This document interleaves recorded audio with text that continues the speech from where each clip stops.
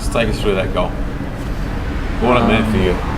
Yeah, it was unbelievable. It's the club I grew up watching when I was a little kid, and it's taken me close to 60 games, but it was good to finally put one in the back of the net. But all about it was super. The ball from Adelaide, you got around obviously the defender Doyle.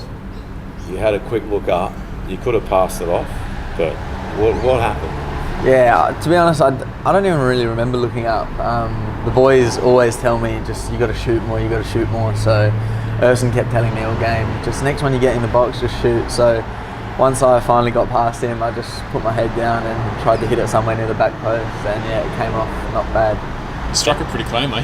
Yeah, it was alright. It came off my foot nicely. So yeah, by the time I looked up, it was in. So I was off. But your game's been a lot different. I mean, without any disrespect, with Johan coming in as well, there seems to be a super understanding. And last night, he in the first half especially, he was dragging fullback in, and I think Wellington were getting a bit confused as to how to set up, whether to stay wide to keep your runs from happening and coming in. Then he scored a goal. Has that obviously been a key to scoring 8 goals now in 2 matches? Yeah, of course. As a fullback myself, it's so hard when a team basically plays with 2 wingers, and that's what it allows us to do when Johan's playing. He takes away all the attention, and I'm allowed to push higher up. So once Urson dribbles in, he's got 2 options where he can either play me or Johan or even the midfielder. So yeah, it makes it really easy for me. I get the ball and I've got a lot of time on it. I can look up and find a pass. And then Johan basically does the rest. He makes the runs, and I just hopefully can put it into his path.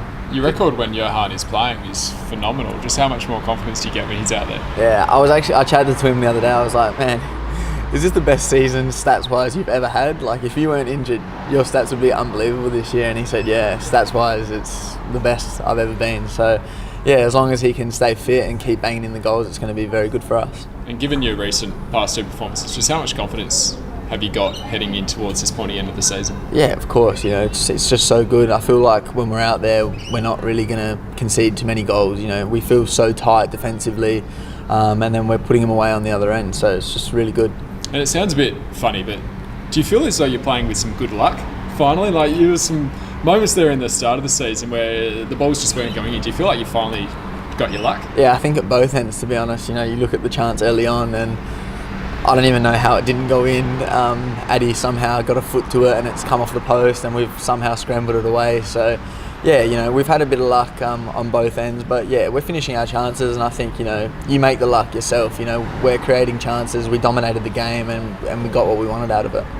Do you reckon you got lucky in the 4th minute with Burnsy?